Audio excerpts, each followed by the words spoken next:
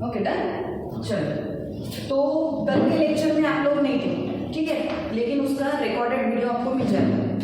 आज जो हमें डिस्कशन करना है वो उसके आगे का टॉपिक है, क्योंकि वही चीजें हम रिपीट नहीं कर सकते। हमने डिस्कशन के लिए कौन सा टॉपिक स्टार्ट किया था? इपिथेलियल सेल में स्टार्ट किए थे। ओके, इपिथेलियल सेल के हमने टाइप देखे। कौन से टाइप देखे बताओ? इपिथेलियल सेल के टाइप कौन से हैं? इपिथेलियल के टाइप सबसे पहले कौन सा देखा था? सिंपल स्क्वैमस, राइट ना? Squamous epithelial cell, then cuboidal epithelial cell, then ciliated epithelial cell, और देन उसके बाद में क्या देखा था? Next one glandular epithelial cell. Okay, तो ग्लैंड्यूलर हमारा हो चुका है और हमारा सीलिएटेड हो चुका है। नेक्स्ट हम पढ़ रहे हैं इपिथेलियल सेल का next type, that is the sensory epithelial cell. Okay, sensory का सीधा सीधा मतलब होता है जो सेंस, जो आपको ऐसे सेल्स जो आपको सेंस कराते हैं, ऐसे सेल्स जो आपको सेंस कराते हैं। सेंस मतलब किसी भी चीज को समझना, उसका स्टिमुलाई लेना या उसका रिस्पॉन्ड देना। फॉर एग्जाम्पल, आप दो लोग अगर यहाँ पे बैठे हो और आप दोनों का झगड़ा हो जाए तो दो रिएक्शन आएगी। एक तो शांति प्रिय बच्चा रहेगा और एक दूसरा क्या रहेगा कि बहुत वाइब्रेंट, मैं क्यों खाऊंगा, मैं भी लगाऊंगा। ओके, तो दो स्टिमुलाई है, मतलब हर एक के बॉडी में रिस्पॉन्स करने की जो कैपेसिटी वो अलग अलग है। हर एक का स्वभाव कैरेक्टरिस्टिक सेम रहती है कि नहीं? तो ये जो सेंसरी इपिथेलियल सेल है ना बच्चों, ये क्या कराते हैं? आपको किसी भी चीज का सेंस कराते हैं, मतलब किसी भी चीज को रियलाइज करने के लिए या फिर रिएक्ट करने के लिए रिस्पॉन्सिबल होते हैं। मतलब आपको किसी को थप्पड़ मारना है तो ये सेंसरी सेल एक्ट करेंगे। अगर आपको किसी के साथ प्यार से बात करनी है तो ये सेंसरी सेल काम करेंगे। अगर आपको एंगर दिखाना है तो ये सेंसरी सेल काम करेंगे। तो जो भी सेंस हमें आता है समझने का, सोचने का, वो सेंस आता है with the help of sensory epithelial tissues. और ये किसका टाइप है? इपिथेलियल टिश्यू का टाइप। ओके, देन कैसे बनता है देख लो। It is composed of columnar epithelial cell. In previous lecture we already discussed about the columnar epithelial cell. फिर भी मैं आपको एक बार रिकॉल करा दूं, कॉलमनर का मतलब होता है सीधा सीधा कॉलम लाइक स्ट्रक्चर। कैसा? Column like, pillar like cell जहां पे फॉर्मेशन होते हैं उसे हम बोलते हैं कॉलमनर इपिथेलियल सेल। उसे हम क्या बोलते हैं? Columnar epithelial cell. For example देखो ऐसे,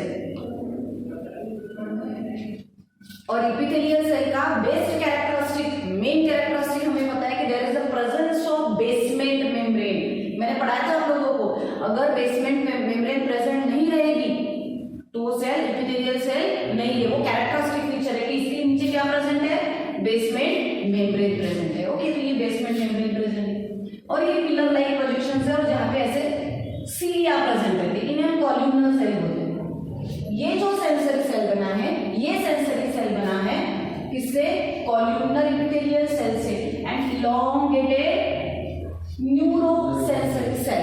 ये नीचे के जो आपको दिख रहे हैं ये सारे के सारे कौन से सेल है? Columnar epithelial cell. All are the columnar epithelial cell.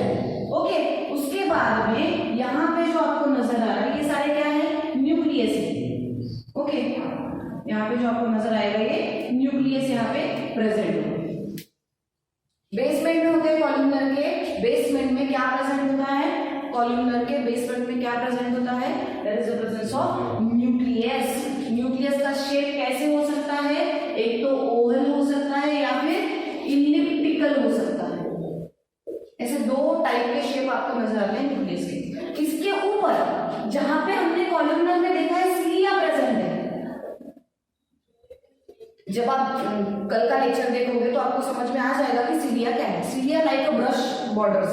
Brush कैसे रहता है? क्लीन करने वाला ब्रश होता है ना, बस हेयर लाइक प्रोजेक्शंस होती है, उन्हें बोला जाता है सीलिया।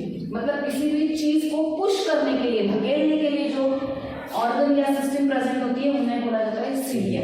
तो कॉलमनर, नॉर्मल कॉलमनर सेल में यहाँ पे सीलिया प्रेजेंट रहेगी। But when we are talking about the sensory epithelial cell, then there is the presence of neurosensory cell. तो उस जगह पे वहां पे क्या प्रेजेंट है? Neurosensory cell. ये सारे जो आपको दिख रहे हैं डायग्राम, ये किसकी है? Neurosensory cell. ये कॉलमनर सेल के साथ अटैच होते हैं। नाम से लेना देना नहीं है हमें, इसका का भी एक्सप्लेनेशन नहीं है, हमें सिर्फ डायग्राम पे जाना है। ओके, तो क्या है कि कॉलमनर एपिथेलियल सेल है और उसके ऊपर आपको क्या नजर आ रहा है, न्यूरो सेंसरी सेल्स प्रेजेंट है। क्या प्रेजेंट है वहां पे, न्यूरो सेंसरी सेल प्रेजेंट है। अलॉन्ग विद दैट देखो sensory hairs are present at the free end, देखो आपको नजर आ रहा है, here it is, आपको सेंसरी हेयर्स, ओके, यहाँ पे जो दिख रही है लंबे लंबे प्रोजेक्शंस, ये सेंसरी हेयर्स है, हेयर लाइक प्रोजेक्शन है ना, ये सेंसरी हेयर्स है। मतलब इस सेल के ऊपर आपको जो नजर आता है लॉन्ग इलॉन्गेटेड, लेकिन कौन से हेयर्स है वो, सेंसरी हेयर्स है।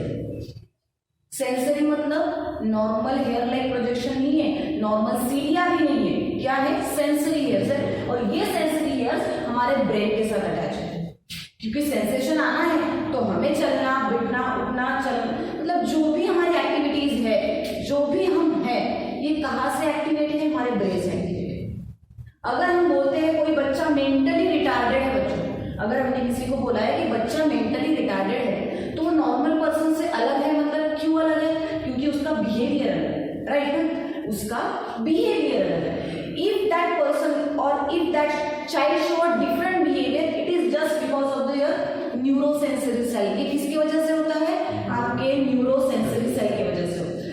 If there is a default in neurosensory cell, आपको क्या बोला जाएगा, you are a mentally retarded person.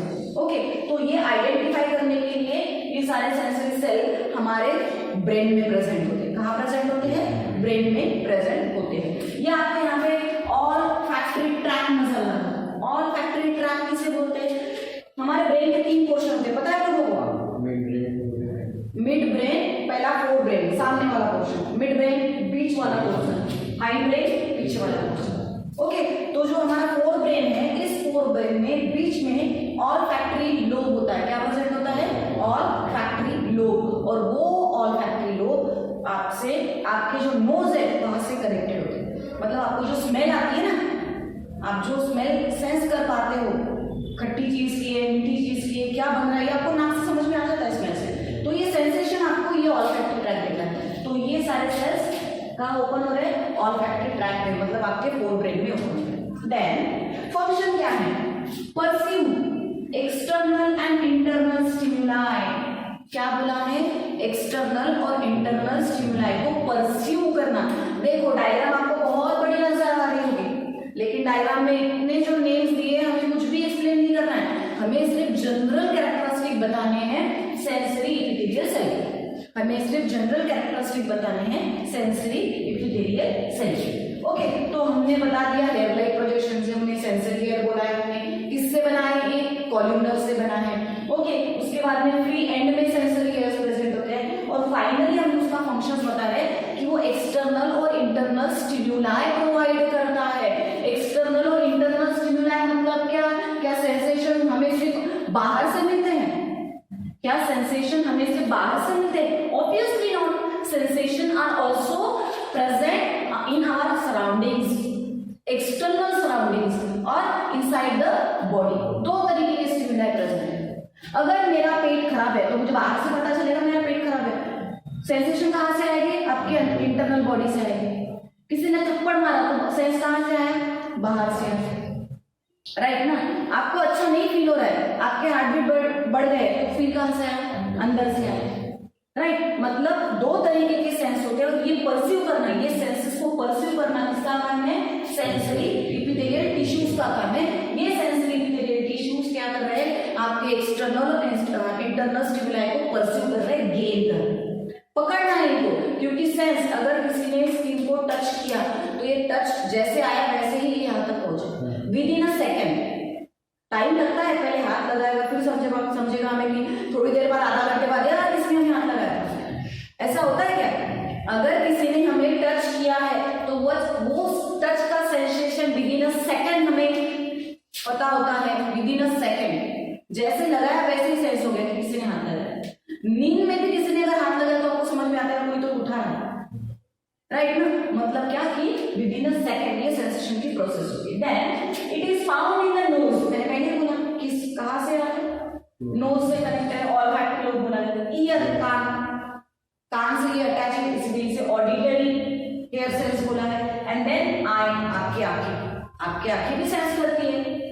आपको किसी पर्सन के मतलब किसी पर्सन को शुरुआत में देखते ही आपको ऐसा लग जाता है, कभी कभी ऐसा होता है कि यार ये पर्सन मुझे पसंद नहीं है, आप उसका स्वभाव नहीं जानते, आपने उससे बात नहीं की होती, आपको कुछ भी नहीं पता है उस इंसान के बारे में, फिर भी आप उसको पहली बार मिलते ही आपको लगता है कि यार इट इज नॉट गुड, मुझे नहीं करनी बात, वो मुझे पसंद नहीं आया, होता है ना सेंसेशन, राइट। तो इस तरीके के जो सेंसेस है ये प्रोवाइड करने का काम होता है sensory epithelial cell. Got it? समझ में आ गया इतना पॉइंट? क्लियर है सबको? चलो नेक्स्ट टॉपिक हम डिस्कस करेंगे। नेक्स्ट टॉपिक के लिए अभी इसकी स्लाइड चेंज करूँ, स्लाइड नहीं मैं बता रही हूँ, यहाँ पे देख ओके, यहाँ पे रेड बॉक्स है, ठीक। ओके, देन नेक्स्ट है germinal epithelial tissues. Germinal epithelial tissues,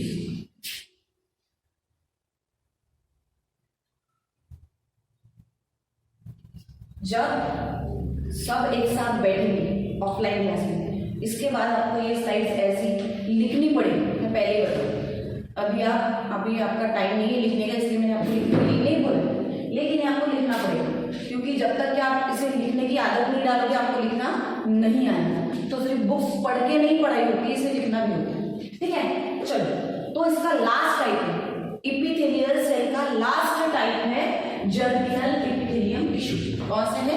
germinal epithelial tissue. क्या बोलते हैं जर्मिनल एपिथेलियल टिश्यू को? Cell divide meiotically.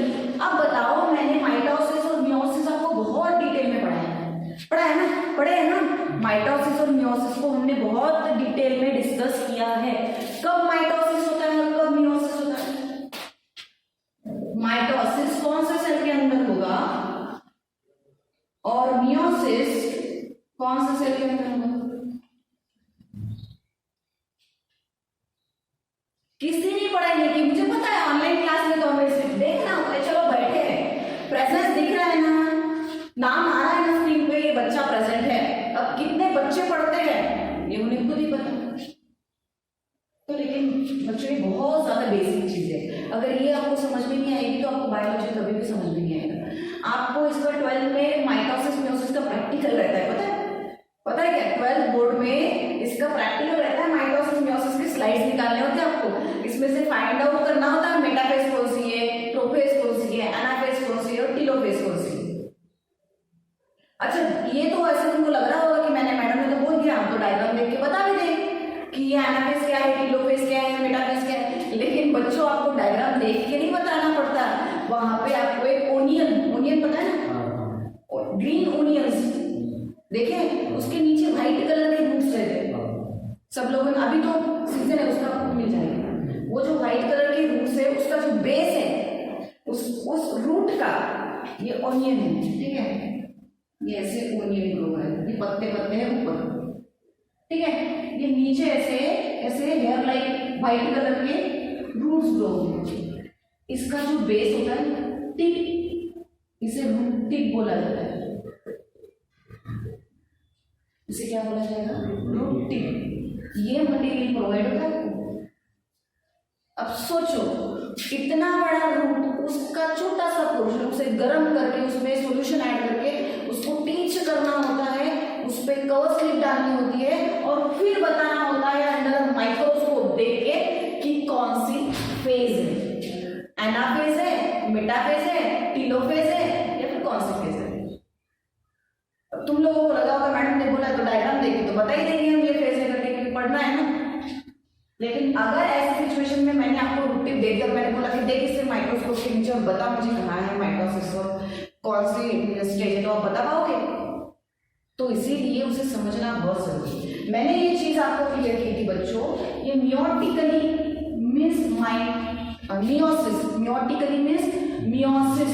आपको अब जाने दो, जो आप भूल गए। एक चीज याद रखना, mitosis always and always occur inside the whole body cell.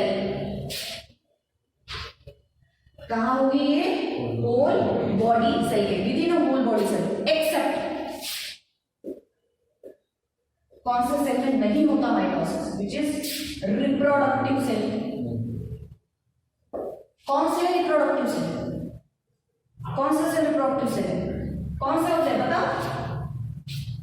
Skin cell, stem, male gamete, female gamete. क्या होता है in case of human being? Male gamete sperm, in case of female in human ovary के अंदर ovum. यही cell होते हैं reproductive cell, और इन्हीं रिप्रोडक्टिव सेल में आपको माइटोसिस नहीं मिलता। होल बॉडी में कहीं का भी, हाथ ले लो, पैर ले लो, लीवर ले लो, कुछ भी ऑर्गन, स्टमक ले लो, इंटेस्टाइन ले लो, रेक्टम ले लो, कुछ भी, हर जगह पे आपको नजर आएंगे माइटोसिस। सिर्फ और सिर्फ टेस्टिस के अंदर जो स्पर्म होते हैं और ओवरी के अंदर जो ओवम होता है, जिसे मेल और फीमेल गमिट बोला जाता है in case of human being, उसमें आपको मियोसिस नजर आता है। कहाँ होगा ये? मेल और फीमेल। इसकी एक बेसिक चीज मैंने आप लोगों को समझाई थी बच्चों, इसकी एक बेसिक चीज मैंने आप लोगों को समझाई थी कि जब भी मियोसिस की, माइटोसिस की प्रोसेस होती है तो यहाँ पे रिडक्शन डिवीजन नहीं होता।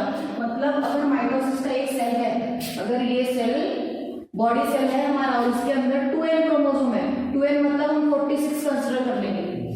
46 क्रोमोसोम होते हैं ना सेल के अंदर, नॉर्मल बॉडी सेल के अंदर। जब ये डिवाइड होता है और इसकी डॉटर सेल बनती है, तो वो जो डॉटर सेल है उस डॉटर सेल में वही 46 डिवाइड होगी। ये माइटोसिस का फंडा है और ये आगे भी आने वाला है, 12th में भी आता है, इसलिए अभी बता रही हूँ, मैं इतना डिटेल में नहीं बता रही क्योंकि ये बेसिक है सब आपका, ये मैंने पढ़ाया है। बेसिक छोड़ो, बेसिक तो उस टाइम नहीं पढ़ाया मैंने, लेकिन सेल डिवीजन पूरा चैप्टर पढ़ाया है। किसका नुकसान है? आप नहीं पढ़ते हो, क्लास सुनते हो, नहीं सुनते हो, नुकसान किसका है? मेरा है आपका है? मैं तो 10 बार बता दूं, समझ में नहीं आया? उस टाइम में मैंने ऐसे ही समझाया। चलो, ये हो गया माइटोसिस के बारे में। अगर वही सेल मियोसिस के अंदर जाए, अगर रिप्रोडक्टिव पार्ट का सेल मियोसिस के अंदर जाए, तो मियोसिस कंसीडर कर लो, ये फिर से सेल है, यहाँ पे 2n नंबर है और 46 क्रोमोसोम है। तो मियोसिस वाला सेल जो डॉटर सेल है ना बच्चों, यहाँ पे n नंबर फॉर्म करता है, n में 23 इधर आएंगे और 23 इधर आएंगे। और ये भी सुन लो कि मियोसिस में 1 नहीं, 2 नहीं, 4 डॉटर सेल होते हैं। इसके पार्ट बताए थे मैंने, अभी मुझे बताने की जरूरत पड़ रही है। सोचो, ये मैंने पढ़ा चुकी हूँ सारा का सारा पहले, मियोसिस 1 और मियोसिस 2, ये पढ़ा था मैंने। यहाँ पे prophase 1, prophase 2, sorry prophase 1, metaphase 1, anaphase 1, telophase 1। यहाँ पे क्या आएगा? प्रोफेज 2, मेटाफेज 2, एनाफेज 2 और टीलोफेज 2। राइट? अब देखो यहाँ पे जो फेजेस आई 1 नंबर की और नीचे के जो फेज आ रही है 1 नंबर की, तो यहाँ पे 2 डॉटर सेल बनेंगे और यहाँ पे 2 डॉटर सेल बनेंगे। कितने हो गए सेल नंबर? 23, 23, 23, 23। यहाँ पे रिड्यूस हुआ क्या है? क्रोमोसोम नंबर नहीं। यहाँ पे रिड्यूस हुआ क्रोमोसोम नंबर मियोसिस में, यस और नो? रिड्यूस हुआ क्या क्रोमोसोम नंबर? यस। जो 46 था वो 23 में आया ना डॉटर में, यहाँ पे डॉटर में 46 के 46 आए, और जो हम मियोसिस कराते हैं तो वहां पे 23, 23, 23 आते हैं। मतलब यहाँ पे रिडक्शन डिवीजन होता है और यहाँ पे रिडक्शन डिवीजन नहीं होता है। ये बेसिक है, आप बाकी की बातें छोड़ दो, अब छोड़ दो क्योंकि हमारा सेल डिवीजन खत्म हो चुका है। लेकिन पहले ये इंपॉर्टेंट है कि मियोसिस कहाँ पे होता है और माइटोसिस कहाँ होता है। क्लियर है सबको? क्लियर है? ओके, चलो अब देखो हम किस बात पे डिस्कशन शुरू होता है हमारा, जर्मिनल एपिथेलियल सेल पे हमारा डिस्कशन शुरू होता है। ठीक है, अब जो ये जो जर्मिनल एपिथेलियल सेल है, इस जर्मिनल एपिथेलियल सेल में मियोटिक डिवीजन होता है। मियोटिक मतलब बताओ क्या होगा? मियोसिस की प्रोसेस होगी, राइट ना? मियोसिस होगी ना। अब मियोसिस हो रही है तो ऑब्वियसली जो गमेट फॉर्मेशन होंगे वो कैसे होंगे? अभी मैंने बताया मियोसिस में हेप्लॉइड, एन मतलब हेप्लॉइड, एन का मतलब हेप्लॉइड होता है 23 और 2n मतलब डिप्लॉइड होता है दैट इज 46। ध्यान में रखना है वर्ड, ठीक है। तो ऑब्वियसली मियोटिक डिवीजन हो रही है तो फॉर्मेशन ऑफ गमेट्स कैसे होगी? हेप्लॉइड। तो नींद में से उठ के भी अभी आपको किसी ने पूछा कि मियोसिस हम बात कर रहे हैं, तो मियोसिस में haploid number of gamete formation होते हैं और माइटोसिस में diploid number of gamete formation होते हैं। क्लियर है सबको? ये आपको 12th में आने वाला है आगे, हेप्लो डिप्लॉइड सिस्टम में, और बहुत बार 12th के बोर्ड के एग्जाम में पूछी हुई सिस्टम है। तो यहाँ पे हेप्लो डिप्लॉइड समझेगा तो वहां पे हेप्लो डिप्लॉइड समझेगा। ओके चलो 15 मिनट लूंगी मैं क्लास, उसके बाद करेंगे, बोर नहीं करूंगी ज्यादा। शुरुआत है तुम लोगों की। कहाँ प्रेजेंट होता है? Lining of seminiferous tubule, inner lining of ovary. Position बताइए। मैंने जितने भी अभी तक के टाइप सिखाए हैं आपको एपिथेलियल सेल के, मैंने आपको क्या बोला है, आपको क्या क्या बताना है हर एक सेल के डिस्क्रिप्शन में? लोकेशन, उसके बाद में शेप, उसके बाद में बताओ सांगारे मानो, कुछ भी नहीं याद रहता तुम लोगों को, फंक्शन और न्यूक्लियस। ये 4 चीजें मेंशन करनी है हर एक सेल में। वो स्क्वैमस रहे, वो सीलिएटेड रहे, वो क्यूबॉइडल रहे, वो ग्लैंडुलर रहे, या फिर सेंसरी रहे, या फिर जर्मिनल। ये 4 कैरेक्टरिस्टिक उसके अलग अलग होंगे, वो आपको मेंशन करना है, ठीक है। अब क्या बोला है, कहाँ प्रेजेंट होता है? What is mean by seminiferous tubule? किसे बोलते हैं सेमिनिफेरस ट्यूब्यूल? मैं बोल के ऐसे ही छोड़ू, मैं बोल दूं कि सेमिनिफेरस ट्यूब्यूल में प्रेजेंट होते हैं, लेकिन आपको जब तक के विजुअलाइज नहीं होगा सेमिनिफेरस ट्यूब्यूल कहाँ प्रेजेंट होता है, तब तक के आपको कुछ भी नहीं समझेगा। अगर मैंने आपको बोल दिया कि germinal epithelial cell seminiferous tubule में प्रेजेंट होते हैं, समझा? समझो क्या पोजीशन है? अब मैं बताती हूँ सेमिनिफेरस ट्यूब्यूल्स होते क्या है। सेमिनिफेरस ट्यूब्यूल को नेफ्रॉन बोला जाता है, नेफ्रॉन्स। ओके, अब ये जो नेफ्रॉन्स है इसका स्ट्रक्चर कैसे होता है ये बता दूंगा।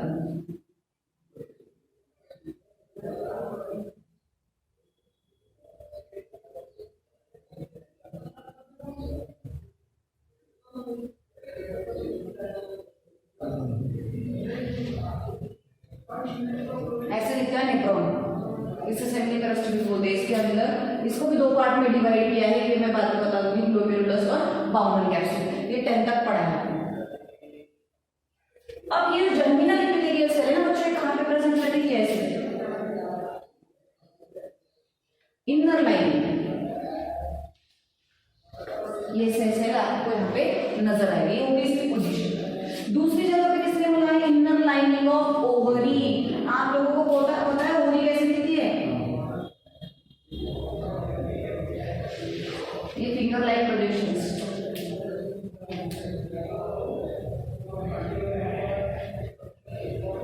क्या बोलते हैं इस फिंगर लाइक प्रोजेक्शंस को? इसे फिंगरी बोलते हैं, फिंगरी। और यहाँ पे होती है ओवरी, यहाँ पे होता है ओवम।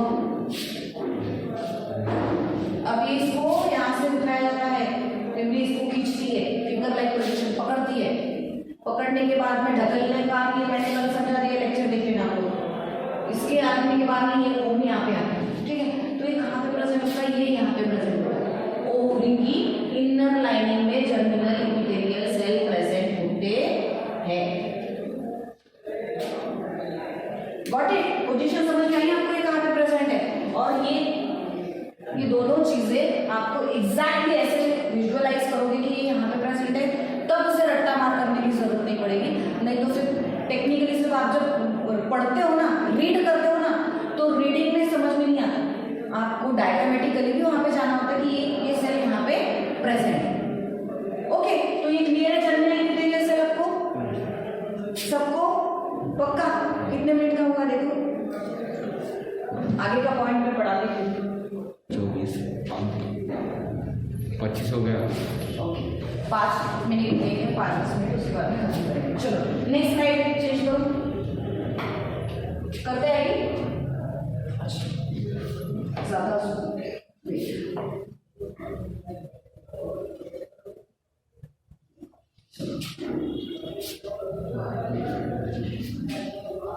ये डायग्राम है। अभी तक हमने जो पढ़ा वो थे सिंपल इपिथेलियम थे, सेल के टाइप पढ़े थे, सिंपल इपिथेलियम। देखो क्या क्या पढ़ा हमने, सिंपल इपिथेलियम। ओके, अभी तक ये पढ़ रहे थे हम। इसके टाइप दिख नहीं रहा, क्लियर दिख रहा है ना? सिंपल इपिथेलियम पढ़ा था। सिंपल इपिथेलियम के टाइप कितने कितने देखे हमने?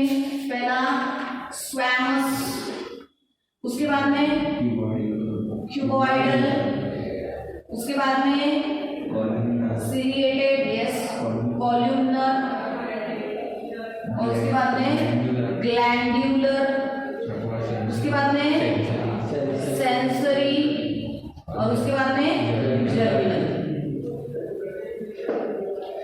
इतने टाइप हो गए हमारे।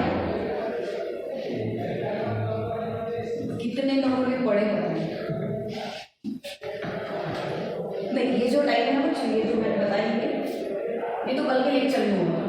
सीरिएटेड, कॉल्यूमनर और ग्लैंड्यूलर, इसका रिकॉर्डेड वीडियो जब आपको आ जाएगा क्लास का तो आपको क्लियर हो जाएगा। ये जो स्क्वैमस है, और ये इसमें भी कुछ डिफिकल्ट नहीं है। मैंने सीधा ही बोला था कि ट्यूबलाइट रहते हैं, स्क्वैमस फ्लैट टाइल्स रहते हैं।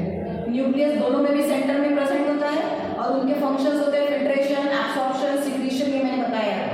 तो ये इजी है, नो इशू कि आपको समझ में नहीं आएंगे, इजीली समझ में आएगा। यह हमारा खत्म हो गया यहाँ पे सिंपल इपिथेलियल सेल। कंपाउंड खत्म करेंगे, बाकी कर लेंगे। कंपाउंड इपिथेलियल सेल, कंपाउंड का मतलब मैंने क्या बोला था? There is a presence of more than one layer. जब एक से ज्यादा लेयर से सेल बनता है तो उसे हम क्या बोलेंगे? कंपाउंड। फॉर एग्जांपल देखिए, ये सेल है, ठीक है, ये सेल है। एक सेल से अगर लेयर बनेगी तो ये सिंगल हो गया, सिंपल इपिथेलियम। अगर मेनी लेयर कंबाइन होंगे यहाँ पे, और यहाँ पे बेसमेंट मेम्ब्रेन है,